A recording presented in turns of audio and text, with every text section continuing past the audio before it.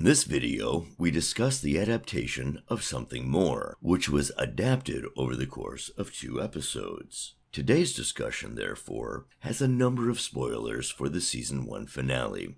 We were unable to avoid mentions of events from both episodes. Hi, everyone. I'm Rebecca. I'm Max. And I'm the Geeky Hippie. Welcome back to What the Adaptation, the YouTube show where we discuss adaptations from one form to another.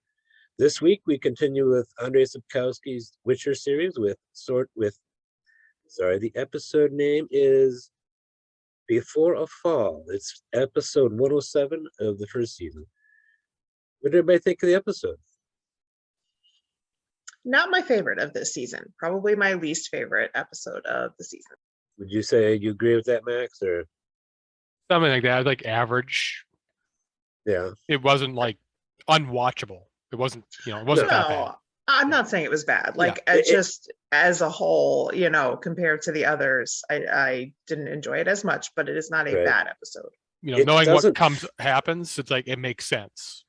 Sure. It's It feels- filler, but not filler. Mhm.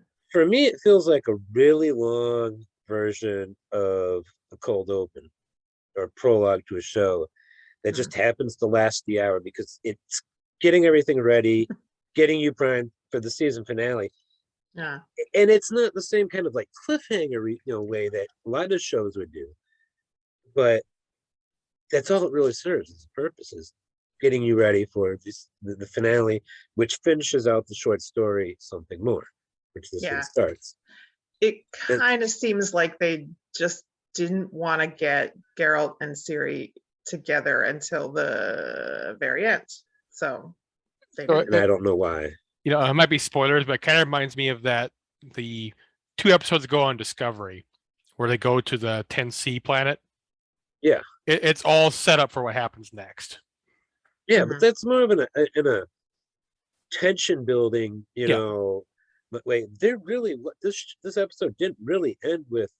I mean, yeah, she had that explosion, but I Mhm. mean that was all. That was it. I mean, there was no real tension. Like Yeah. you got to see what happens next. You're not really just.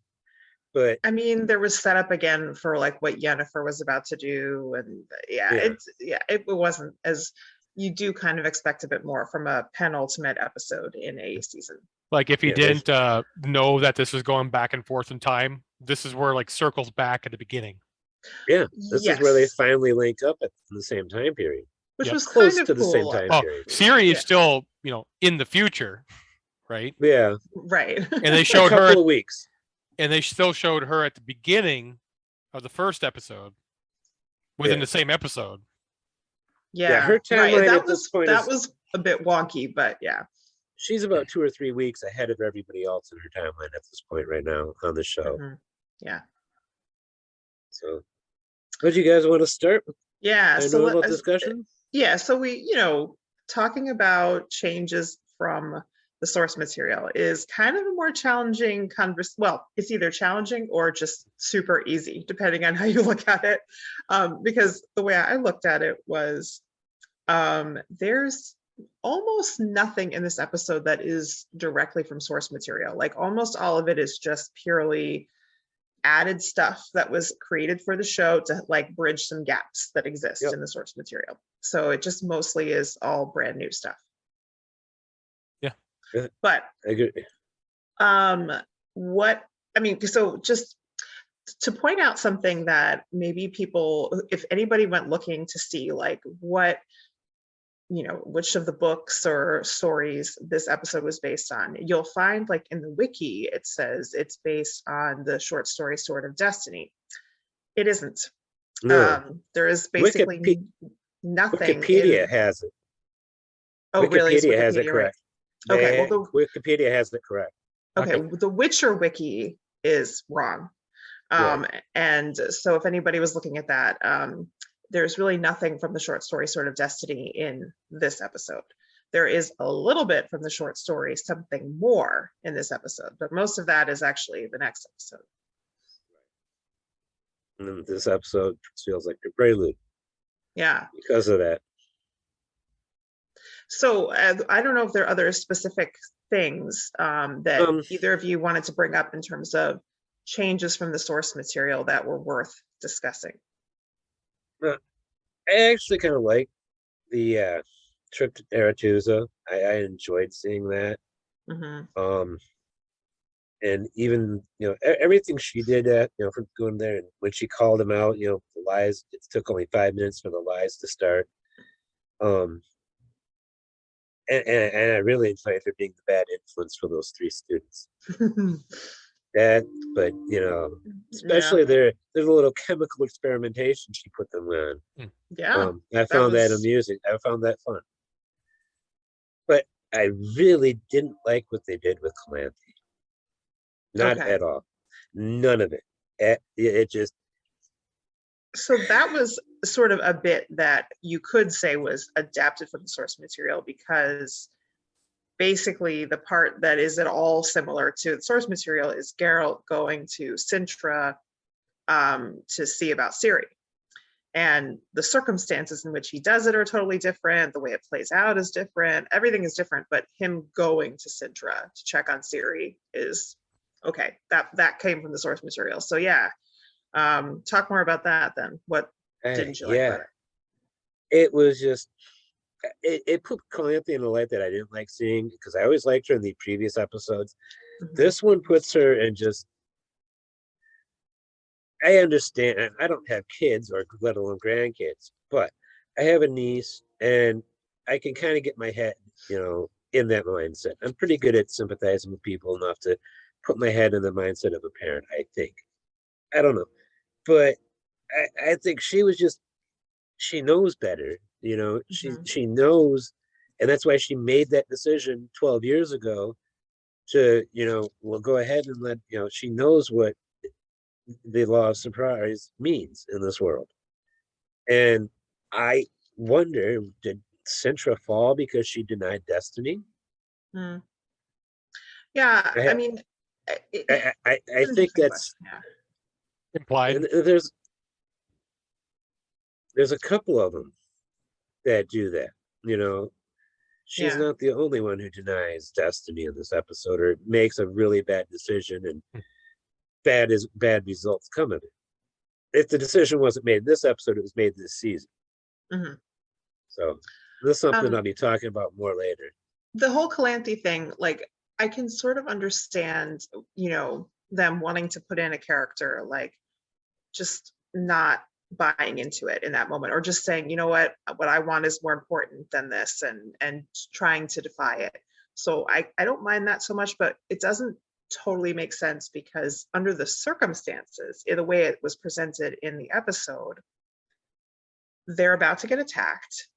I don't really see how she could possibly think that Ciri was actually safer there than she would be in the place being attacked. Even if everything goes great, like best possible, like she's still in some danger. And Geralt is saying, hey, I'm going to take her out of the city. I'm going to protect her. And if you are successful, I'll just bring her back. And like, why doesn't she just do that? I don't really get it. That doesn't make any sense. Yeah, I'd put that as like, they made her character arrogant on that front. Yeah. Overprotective. Mm-hmm. And she probably had bad intel. I mean, throughout the series in TV at that point, they made it sound like Nilfgaard was not a threat to be reckoned with at all. Like they were backwater, no power. Cintra would have no problem defeating an attack by them. And as we learn, that's not true. Right. And like we saw that in the Azertuka. I can't pronounce it. Where's the crap Aretusa. Yeah. We heard that same story there about they're just a backwater thing, and they only gained power because Yennefer wasn't there to make it more of a backwater. Yeah. Except at this point they did conquer and have a couple of subject nations under them at this point. Small things it was a full-on empire already by this point, I believe. Conquered some small areas leading up to Cintra that weren't supposed to be a powerhouse like Cintra. Yeah, but that's also what I think when she called them, backwater and like that. I think she was being overconfident and cocky about it too at the same time. Yeah. Because she's a loudmouth. She's a loudmouth, But we cocksure also, loudmouth. we also know her hatred of elves. Yeah, even though she's part elf. And we kind of learned stuff about Nilfgaard in that front. Yeah. I mean, the Especially Nilfgaard season 2. part, well, I was going to say at this point, the Nilfgaard part, I think is, I mean, it gets confusing because of the different timelines throughout the season, and like what people say about Nilfgaard will differ depending on like what time it is in the, so that makes things confusing. And I don't think we've really they've given us much of the perspective of Nilfgaard, a little bit, but like doesn't really help fill in much of the gaps and help us really understand it. And like at this point in the season, I'm annoyed by how often they mention the white flame without saying anything except the white flame. Like, okay, you keep mentioning it, but like we don't know what it is. So I'm annoyed by that. Yeah, I had to look it up because I guess it does show up in the books. It's right there at the very beginning of Blood of Elves. The term comes up in like an epithet poem or something at the beginning of the first chapter. Yeah, it's right there, and it's used to refer to somebody other than who it's used to refer to here. And I'm not going to say specifics. Right, but it's just so it wasn't in the source material being adapted, but they for season 1, but they chose to mention it anyway, but without explaining it. And they keep mentioning it without explaining it. So it doesn't really. I don't know why they chose to do that. So and they're giving it a religious overtone when they do it too. Speaking of that, would you, like in our historical relevance, would you compare them to like the Holy Roman Empire? Maybe. You mean Rome's Holy Roman Empire or Germany's Holy Roman Empire? Whichever. Okay, because there's 2. No. Like, would you compare Nilfgaard to one of them? Small, maybe a small early Rome. Before it was still a republic, but before it became an empire, then started conquering the peninsula. I'm kind of thinking like when they did the Christianity side of religion expansion empire. No, it's Constantine. I just feel like I don't know enough about Nilfgaard, at this point to say, that's unfortunate. I think is like they're sort of a that kind of go with like the clearly defined antagonist. Yeah, I kind of go with like the whole what's her name, the female sorcerer that's with Nilfgaard. Fringilla. Yeah, I kind of go like her like fanatical devotion towards the white flame as like kind of like a emperor pope type figure. I see it more as like Maybe. I see it that they're looking at the white flame more as like a Christ-like figure. Maybe. Because that guard, that soldier, when Geralt was trying to question him at the end of this episode, and he had the knife to him, he says, "I'm already saved," and he starts spouting some religious catechisms. And that's exactly what it sounded. Well, it sounded religious. That it sounded exactly religious, and it was all blah blah blah about the white flame and being saved. And it's like that really sounds like they're giving him a messianic, tone. I mean, it does seem religious. I'll agree with that much. It's just unclear beyond that. Yeah. No, kind of going into like spoilers for season 2 with Nilfgaard. That's kind of where I get like the Roman side of things because of the like absorbing elves into their empire. Yeah, I get you. Well, yeah, they're definitely an empire. I don't know their size at this point, to be honest. I wouldn't be sure, but I don't think they're Rome at its height. That's for sure. It's not that big.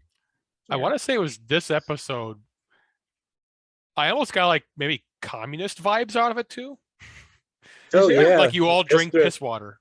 Yeah. Everybody gets the same thing. Yeah, that's true. I caught that couple of lines. I was like, okay. So it's like I don't know how that falls into it with the books because I haven't read that far. I don't remember. But Istra doesn't do the thing he's doing on the show. No, this seems like it. That whole thing with Istrid was just added. I don't think we ever see Istrid after the short story he was in. Mm-hmm. And this also where he challenged Geralt to a fight. just basically the way things play out with Yennefer and Istrid in the show is completely different than how it is portrayed in the short stories. So this is just different. But I will say, I liked Istrid for the first time ever in this episode. Didn't like him before, but yeah, he was pretty likable in this episode. And you can tell he still thinks they're meant for each other, but he turns her down. Well, I guess I could that's what I respected him for, because I felt like that was genuine, where he was like, yeah, you know what? You're coming to me because something else didn't work out for you, and I'm not your first choice. And you were my first choice. Apparently, she was his first choice. And he's like, no, it's not good enough. And that seemed fair. So, yeah. So in that scene, from my perspective, I looked at like, prior, he felt like he kind of owned her in some aspects. Like she owed him for being there, and she owed their relationship. So he kind of wanted it. Whereas now it's like he was just done. Yeah. Yeah. I didn't mind it. I didn't love it, but even with my, my fondness for the character, I didn't think he was super standout. I really do respect him for that decision there at the end when he walks away from her. Yeah. That takes some conviction and some self-confidence right there. Yeah. In the short stories, I do think he has a sense of ownership over her, very much so. You don't get that as much here. I don't see it that way here in this episode. Yeah, he does give a real sense of, Like at the beginning of the series, TV series, I kind of got that he felt like he owned her type of thing. Whereas here he's like the beginning of the TV series. Yeah, like earlier, not in this episode, but I think earlier, there was some of that. And again, I didn't particularly like him at any point in the show, but except in this episode, I was like, yeah, you know what? He's doing what makes him happy. And, he, I think, made the right decision, and everything he said seemed fair. So, except for listening to the other sorcerer guy. Well, yeah. I just don't understand how the Nilfgaards haven't conscripted him yet to be a battle mage, like they have all the other sorcerers. Doesn't make much sense either. Yeah, like somehow he's managed to do what he wants to do without. That part is weird. Yeah, I really liked I liked the introduction of Vilgefortz, and I've after watching the last couple episodes, these last 2 episodes a few times, I'm really getting accustomed to him because he'll be back. He's in the later books, and I hope they play him out the way he's played out in the books. That would be really fun. Yeah, we kind of get like a few more mages coming in here. Yeah, where like before they're just faces. So most of them. And conning her into coming back to Aretusa, to that, and I totally understand why he did that. I think it was a sneaky move, but because, like she said, the lies took 5 minutes to start. Though he didn't quite exactly lie. He could get away with Aes Sedai rules there. He did. He didn't actually lie. Yeah. That's true. He did. It was very Aes Sedai. That's quite. Got to get a Wheel of Time reference in. So there was one other thing I just wanted to mention in terms of a change from the source material, because even though it's sort of not directly in this episode, it's sort of the absence of something. So in the short stories, in the Sword of Destiny story, Geralt meets Ciri sort of a little bit earlier, before they end up staying together. Like he meets her and then leaves her. So that didn't happen in the show. There's no meet her earlier and then let her go and then come back and look for her again. So they just put off the two of them meeting as long as possible. And that was an interesting choice. Like in the short stories, that meeting gives Ciri especially, but both of them, I think, some reason to want to be together beyond just, hey, it's destiny that's bringing us together. And we don't have that here. So what did you guys think about that decision? Well, first, it also gives us a plot hole. Like how did she know that was Geralt of Rivia at the end of the episode next week? Spoiler. Hmm. And it just, you know, I mean, you can't get away I from don't the think fact it's too much of an issue at this point. she's never met him. Yeah. And yet yeah, that scene just But didn't make sense. Did she see him when he was like looking for her in Cintra though? Did she catch a glimpse of him? No. She No? turned towards him. I thought But when he she was- was out like in disguise, like playing with her Yeah. friends, and that she might have gotten a glimpse of him then, but But when Yeah, the camera flipped back around, the edit cut back around to showing where Geralt was standing, he's gone. yeah. So I think it's kind of ambiguous whether she actually saw him there or did she see the empty doorway? Yeah, I don't You know. know? That part doesn't bother me, but I mean, I don't know, because like you know, we didn't get to see how that would have played out, but it did make me wonder, like, why didn't they bring them together at some point earlier in the, because I feel like this whole season was just trying to figure out like what to do with Ciri's story and kind of like spinning her wheels the whole time. Like she's looking for Geralt basically the whole time. And like they could have done it differently, but I don't know if they chose not to. Like in story, my first thought is, she could have been told descriptions what he looks like. Yeah. And I'm pretty sure he's distinct enough that you see this white-haired guy with black armor, it's probably him. Yeah. The second part is, I don't know the exact filming stuff of this, but I would not be surprised if they never met on set till the last episode. Because everything was so segmented. For all we know, they literally met the moment their characters met. Yeah. For all we know. Could be true. Yeah. They could have been filming literally the show in parallel. Mhm. Two completely different locations. That's true. works. Yeah. I would Yeah, not be that's true. surprised if that's how they did it. No, that's probably true. They have probably had more than one filming unit, and absolutely. I can say this though, but go ahead. I say, crew-wise, the only one to be interchangeably Mosak and the grandmother, basically. Mhm. Galanthe. Yep. I gotta say that it seems to me that episode 9 leached all the heart and emotion out of what episode 7 should have had when they shared the short story of Something More, because that's my favorite short story. I told you guys earlier, that's my favorite short story in these two books.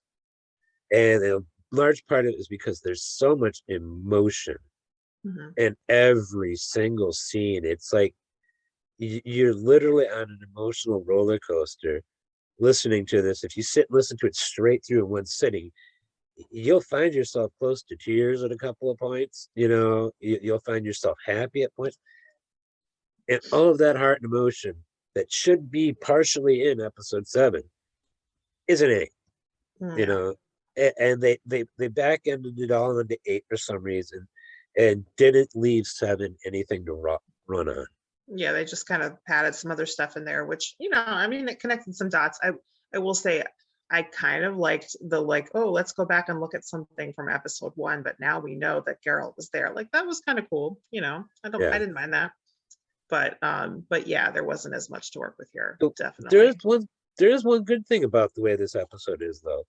This is the episode where all that time jumping, the jumping between timelines makes sense when you consider the structure of the short story it's adapting, because that's exactly what he's doing in his head, is jumping to these different time periods. So it thematically in a way kind of fits, structure wise, hey, finally we make sense. Well, it might have made sense if they had framed the whole season that way, as if like a lot of it was like flashbacks or something like that, but they didn't do that. So no. I don't know. The least they could have done is put the date on the screen, because there are canonical dates for stuff in the books and the video games. I'm not sure if it's mostly from the video games or if it was some outside source that ties to the books, because there's a bunch of stuff that's not translated into English yet, and it really bugs me. But I wish I read Polish. I wish I read Polish. So the only other thing I mentioned that we missed, kind of like piggybacking off what you talked about, is we kind of missed the whole segment with him being injured, like you mentioned, and his commentary about his mother. We had a little bit of that with him possibly being basically abandoned to the Witchers. Isn't that in episode 8? That's That was in this one. next week. That's next episode. I thought Calanthe said something about that to him about Child of Destiny, and then you were given to the Oh, well, Witcher. she mentions it, yeah. Yeah, The, her scene, but the scenes where all that happens is in episode 8. He gets injured in 8, yeah. and that's when he starts having his fever dreams. Okay, Yeah.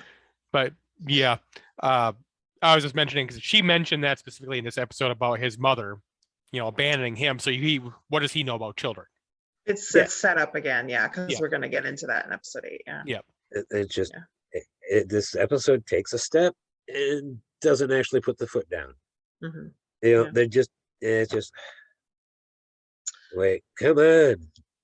That's why every time I've watched it today, I've watched episode 8 right after, because I have to get the rest of that story.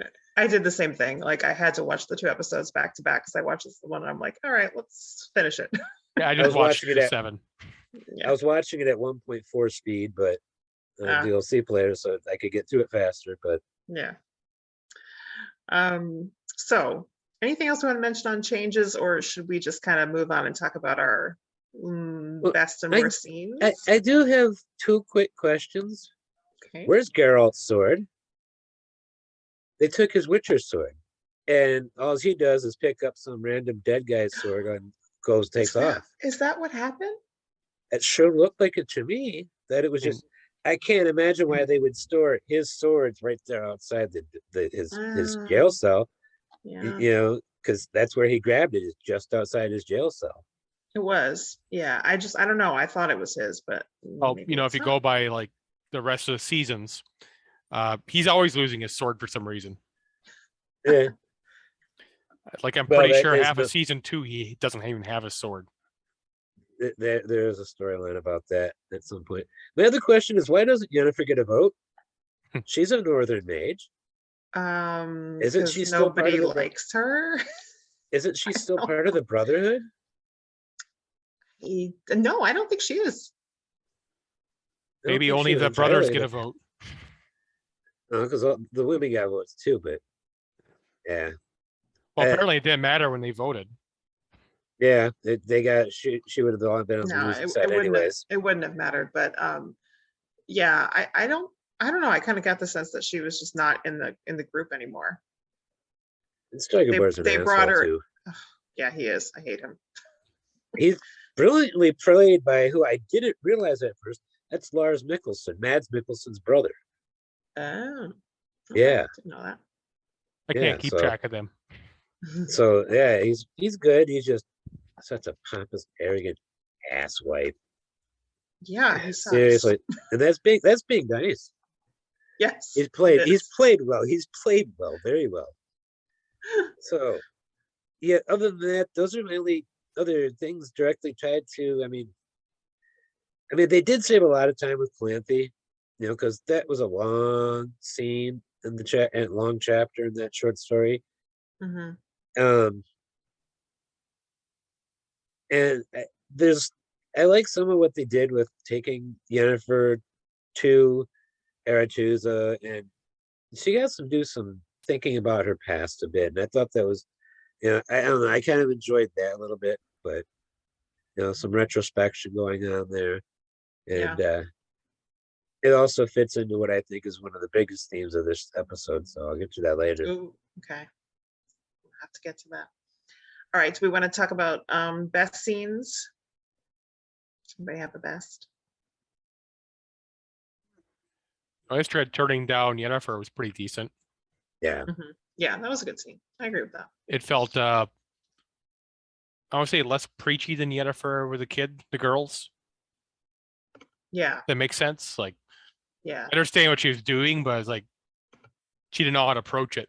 For me, I would have to say probably the scene that I remembered most, maybe not so much enjoyed the most, was Ciri stealing Clip, or was it Clop from The Kindly Lady? Yeah. We'll see her again next. So yeah, which horse was it? I liked that scene though. Not so much liked it. It stood out in memory from the first time I watched it.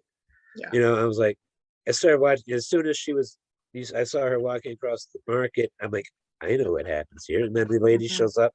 Yep, I'm right. This is what happens. Yeah.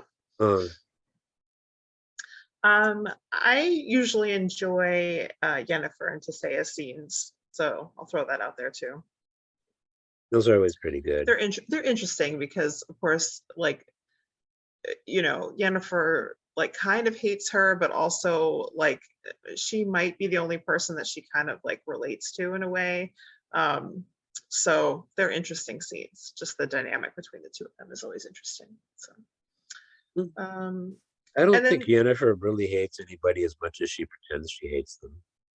that could be true. That could be true. Different Springmore. Well, what's to like about him? What an ass. Right. And then the other thing, I mean, that was sort of a standout was the very end where Ciri has her, you know, magical moment.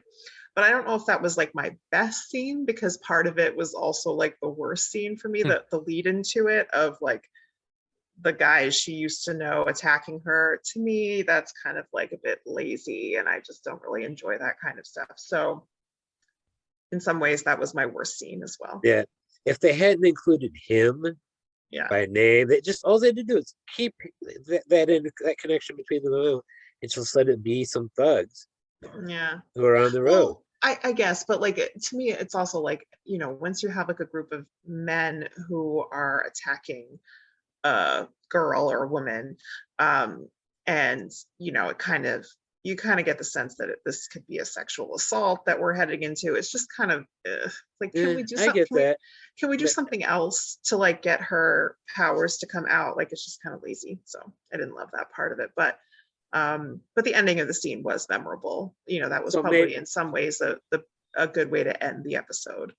So maybe have a monster attack her. Something. Instead, I mean, and her blast it like that. It's just probably a lot of things that could happen, but yeah. I get you. Anybody else have a scene that was their worst? I'll let you go first, Max, if you got one. Thinking. See, all right. Well, he's thinking. I'll just go. I didn't like the scene when Geralt was questioning and basically torturing and killing that Nilfgaard soldier.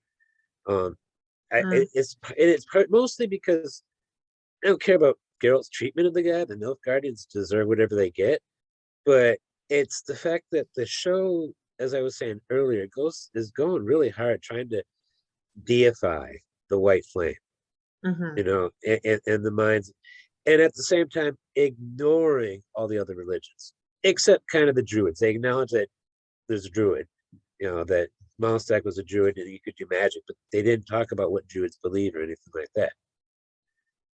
But, you know, we're getting this made up religion that's not in the books and losing that. We don't have Meniki. I think somebody said Meniki's in season 2, but so far they've ignored the Temple of Melitele, which was a big part of The Last Wish, you know, and keeping this one. And that I don't like that. That's one of my complaints that I've got about the series overall so far. Yeah, I can see that I was a little bit like thrown off by that scene as well. So yeah. So going back to like what I'd pick, probably kind of going off what you two were talking about earlier, and it has to do with the Calanthe scene. With sure, just not like talking, not listening to what Gerald's saying, not heeding advice, just kind of, you know, not listening to her Druid advisor. Not really, and just doing something that doesn't really make a whole lot of sense. You know? Yeah. I mean, sends her away where she could possibly be safe. You know, not the place that's being attacked. Yeah. But Calanthe just couldn't believe what was going on, and Ice. This is where Ice lost his backbone. You know, he was good 15 years ago, 12 years ago at the what happened to that guy, man? He became king but wasn't ruling. The queen kept ruling. Yeah. So he was kind of, I mean, he got relegated to a position that most guys in that culture, you know, time period in the real world would have appreciated, you know. But yeah, I gotta agree with you on that. I didn't like that. Yeah. Best and worst actors?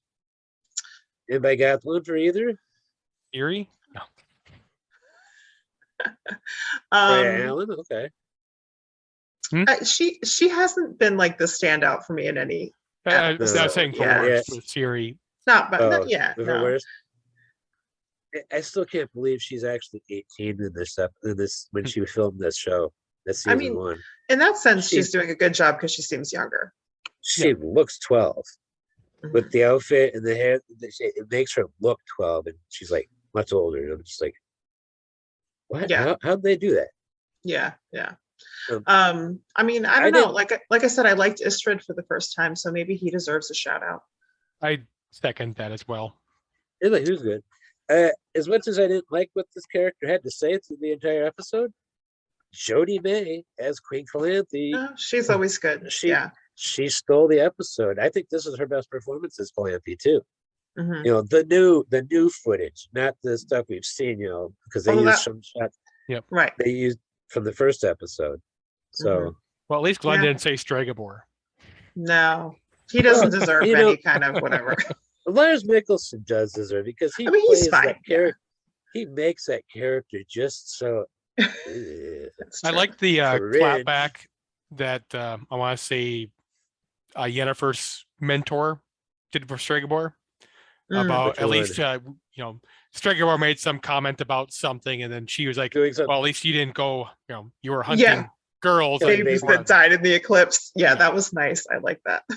I can't remember what Stregobor said, but I like the clapback about him. I don't think he said anything. Oh, he had said something. It was about. I think it was about Yen. Oh, in the first place. I'll put it on screen during editing. Okay. Remember that editing, Glenn. Don't forget. So, I like Jodie May, of course. I dislike the horse that played Clip, or was it Clop? Yeah, I think the horse was really bad. You know, I didn't believe it that it was a dead horse laying there on the ground. It didn't have any kind of story arc, and it just didn't really embody the sense of Clop, because I think it was actually Clip. So maybe it was confused. It wasn't given very good direction. Yeah. Need a coconut. Yeah, that was all I have on actors. I had to give something from dislike. So where does this take us to? We finished with the actors. That takes us I think it's time to talk about themes. And I know you had something on that, Glenn. So why don't you start us off? Yeah, it took me a while to realize bitterness. Bitterness. There's a lot of bitterness going on in this episode. I can't disagree with that. I mean, Yennefer bitter about Chisea and Aretusa. Quite true. I mean, it's deep-seated bitterness. The Brotherhood of Sorcerers themselves, bitterness towards Cintra for not letting them in their courts. Bitterness toward Yennefer while they're at it. They're pretty bitter against her. You don't get a vote. Yeah, that too. So can't forget the dirty looks Mousak was giving Calanthe. Yeah, when she was lying, and there were some dirty looks there. I wondered why that door opened, how that door opened, and I'm pretty sure Mousak used telekinesis and opened it with magic from inside without Calanthe even knowing, because I see no reason why that door would have opened right when he walked out in the hallway. Didn't catch that. Okay. Yeah, that hidden door opening that he walked through that led him down to the street to see Ciri playing Bones, and the Ciri that he was being given running outside and curtsying, "Bye, princess." Somebody that had to have been Mousak. So part of me, when I saw that scene, I thought that the poser Ciri had went through that exit, and he was 20 steps behind. That's kind of how I took it. Maybe I'll have to go back and look real close at what's there at the end of the hall, because it's from all the way down at the end of the hall. So maybe my bad eyes, I'm just not seeing her in there. Well, I just assumed that she was several minutes ahead. Oh, because the door opened after he stepped out in the hall. He steps out in the hall, rounds the corner. I think he went into the corner, but he went past the two guards, and then all of a sudden you hear the door start opening, the grinding and the stone against stone. I thought it had closed, but could be whichever. It's hard to tell because there's stone on stone, so I couldn't tell if it was opening or closing. Okay. Did you have a theme or idea that it carries from the books, Max or Rebecca? So, obviously the Sword of Destiny type 2 edges and all that fun stuff was semi there. We did kind of see a bit of duality between, Gerald's horse and Ciri's horse. Okay, back to the horses. Yeah, I can see Mhm. that. A horse is a horse, of course. I mean, they Yes. could have picked another black horse, but they chose a white horse to contrast Gerald's black. Right. And Destiny definitely, I think Destiny plays a front and center role in this episode. I mean, everything with Calanthe was about Destiny. Yep. What's her name? Yennefer. Oh my God, I could blank that Yennefer's name for a second there. Joining up with them to at Aretusa and being asked that question, will you join me or fight with me? By Tisea. That's all part of a destiny leading people somewhere. We see Triss Marigold on her way to a destiny, and everybody, it's everywhere, every storyline.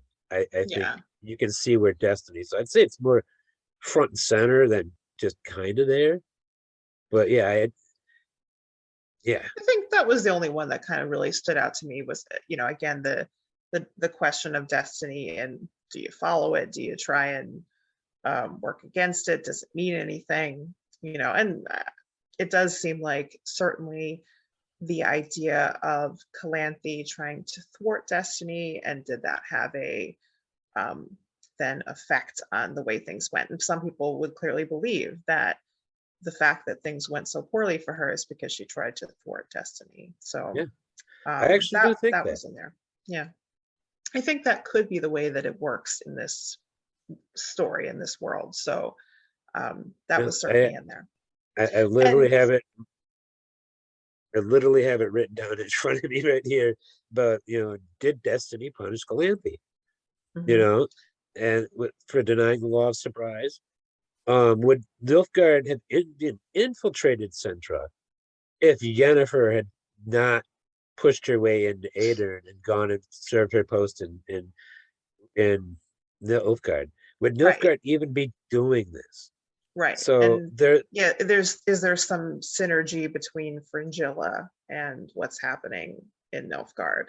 It does seem like things would have perhaps gone differently.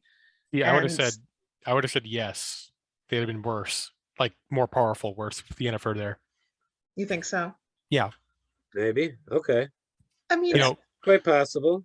I don't know, because I get the sense that both Yennefer and Fringilla have a certain amount of bitterness and something to prove. I think Fringilla has something to prove as well. Oh, yeah. I kind of look like Yennefer's statement about people admired her station, not her power.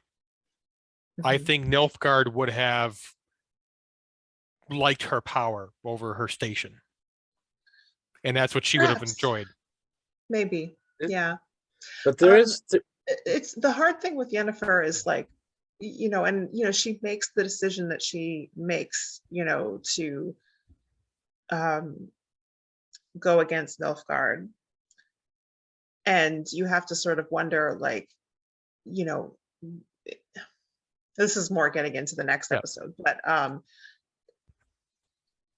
is there something in her past that would make her not want to be a conqueror? So maybe she would feel different. That's true. I can't deny that. That's a good possibility. It could have gone sour anyways. No, but I'm saying maybe it wouldn't, because I don't think, because she does seem to have a problem with them trying to conquer the continent, and what would happen to the people who are being conquered as a result. And I think it perhaps could stem from where she comes from, as having been a thoroughly powerless person. I'm not saying that she has, she could have been corrupted though too. She could have been corrupted like Fringilla. She could have been, and I'm not saying that she would totally resist that or anything. It could have gone south also, but I'm not sure, because she is going against them now, and she could very well, like, they would want her, right? If she was to go to them and be like, I'm joining your cause. Like, she could be a very powerful person, but she doesn't do that. So what nation would she have been like raised closest to? She was in Vengerberg, which is That's I think part of Adir. Samaria. It's Adir. That's Adir. That's right. That's where why she wanted to go back wanted to be there. Okay. Yeah. her own king. Because like, clearly she was raised with some biases against Nilfgaard. Perhaps that's true. And, given what I know, like at least for season 2, Nilfgaard, even some of the book stuff, has stuff regarding elves that may not have vilified her as much as the current nations will vilify anyone having any elf blood. As well as the Nordlings do, yeah. Yeah. There's a lot of bigotry in the North, unfortunately. So, like, had she gone to Nilfgaard, she might have saw their attitude towards elves completely different. I want to say later books they mention this, Glenn, but I want to say most of Nilfgaard have elf blood, very mixed and very diluted. But I'd say this would go further to like maybe a grandfather or a great grandparent that was a elf of some sort, because that's that's the term for that bloodline. Is I can't think what they call it. Elder blood. I know. Well, there's elder blood's used in a couple of contexts. Yeah. I'm in the middle of time of contempt right now, and it's come up a few times. Matter of fact, it came up in a very pivotal scene just before we started recording tonight. And I haven't started reading that one yet. Yennefer, even in this season, I believe, has had several elf her bloodline being muddled has been a factor for why she can or can't do something. True. Yeah. And so part of the beginning of Time and Contempt is covered in season 2, just so you know. Okay. I'm not exactly sure how far into the book though. Yeah, I was going to ask that, like how much of it, because I didn't get the sense it was a lot, but maybe just a little bit. Maybe read a first quarter of it, probably good enough. I'll start it at some point soon. And then if something happens that you don't know from the book and it spoils you for down the road, that's not a big thing, So, what else were you saying, Max? I'm sorry, I derailed the conversation. Just that, given the elf connection with Nilfgaard, Yennefer's raising upbringing, the what if with Destiny, had she never met Geralt, never, chose to not go to Nilfgaard effectively, things could have been completely different. Yeah. I mean, aesthetically, she fits Nilfgaard's black and gold pretty perfectly. Yeah. She fits any outfit perfectly. I don't know. That outfit they put Fringilla in is not attractive. And Yennefer would make it look good. Yennefer could make it look good. Maybe. I was just thinking that outfit might make anybody look bad. It's like super unflattering. But anyway, totally a side tangent. One of the things I had in my notes for the hands of themes and ideas was the whole, facing up to your consequences, the consequences of your actions and decisions, and that includes defying destiny or trying to defy destiny. And there's also, when it comes to Yennefer and Istrid, there's a little touch of you can't go home again. Yeah. And I think that even happens for her at Aretuza. I think that's slightly what the sense that the thing she's thinking, the mood she's in as she's walking around Aretuza. But just a couple of the other little things I found. Yeah. Okay. Well, you pulled out a good amount out of that, because originally I was like, oh, this episode's a little light on theme, but it's there. It's there. And next week's the fun one. Yes. I love that episode. Are we ready to give this episode a rating? Yeah, score. So in terms of similarity to source material, Glenn, what do you got? 2. Same. 2 for me also. 2.0. 2. Yeah. It was basically not like it at all. I either a 1 or 2, because I can't think of anything I remember from the books. It's very little. Very little. Mind you, I wasn't able to do a quick reread of that specific chapter, but especially after finding out it was finding out it was the wrong chapter. Yeah. Make sure you that listen to it before next week, Max. No, that's true. Because I when I went and checked the Witcher wiki out, and I was like, oh, okay. So I started to re-listen to that story, and I'm like, no, that's wrong. Yeah. It's not this story. Yeah, I default to Wikipedia first. Okay, I'll do that next time. Well, Yeah. there are two Witcher wikis. Wow, tongue-tied. Two Ooh. Witcher wikis out there. I don't know the names of the two different, but I've been to two different ones. Mhm. And they use too much of the video game tied directly in as if it's part of the book and canon. Okay. So, and that's all takes place after the books of the main sequence. Mhm. Except for I guess game 3, Witcher 3. That's the story itself, from what I understand. I don't know, but yeah, Yeah. there's a lot there that it's nowhere out of nowhere. What would Okay. you give it, Max? or You said a 2? yeah, Is that what either you, one okay? or two. Yeah. So I'll Yeah. just put 3 2s on the screen. Okay. And in terms of overall enjoyment of the episode, Glenn, where were you? As if I'd never seen it, I'd say Yeah. 6.8. You know, Okay. it's better than average, but it's not one of my favorites. I've been going higher on some. Maybe I'll go down to a 6.4. So that's what I'll do. Is I'll go to a 6.4. I love the points. I'm just like, because Yeah. I'm not that I go percentile. I'm doing a percentile. Just move the decimal point over, and I'm at percentile now. Yeah, I think the little bit of a problem with our ratings here is like you're thinking of them as like a grade, and I definitely am not thinking of it that way. I'm not thinking of it as a grade. Oh, okay. This is 5 is average. 5 is Okay. average. So All right. this is above average, but because Okay. I've been enjoying the show much more, even after reading the books. But before I'd read the books, I enjoyed it. There Yeah. were just a few things I picked. So I mean, yeah. I didn't not enjoy it either. I did enjoy it, but I think I am more average. I think it's more like a 5 for me on this particular episode compared to the others. So for me, when I first watched this, when it first came out and binged the whole series, this specific episode I barely remember, but I'd probably say, average of not year 5 average, but the 7 average. So I'd say 7.1 for when I first saw it. But my combined total for, everything considered, probably about a 6.5, 6.4. I'm a little bit lower than you. I'm at a 5.6 for overall, above all factors considered. So yeah, 5.6, 56%.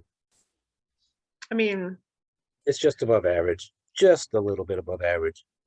Yeah, I don't think the source material. Well, I don't know. I don't want to say it doesn't factor into my enjoyment of it. So maybe it's a little lower. I mean, maybe it's fair to say I would have been a 5.5 before, and I'm like a 5 after factoring it in. So I'll leave it at that. Okay. So a 5. The one thing I will say is, like, from the books in a chapter or the short stories, from what I recall of the short stories, this wasn't really my favorite short story, but I did really enjoy the end of that story, which is the end of this TV show. Yeah. Like, I really enjoyed how it came together at the end. The rest of the short story. Yeah. Yeah. Just the ending with, spoiler alert, Ciri meeting Geralt. Right. Like, I really enjoyed that part. Earlier, but we'll tag that one again. Yeah. Oh. Like, that part is like, I don't know why that was like the most enjoyable part of the short story for me. The rest of it was just too much talking, I thought. And then I like the short story. I like it. Oh, I really see. It's my favorite short story. And the 2 books. And see, the flashbacks he was having in the story was hard to keep track of at some points, I thought. I get that. They all tied one into the next, though. Yeah. Because a key line, and he'd say a line in the first dream, and that line would be repeated or be the main topic of the second memory dream. Yep. And there'd be a line in there, and it stringed along to the end. And I'm just like, structurally, this is just brilliant.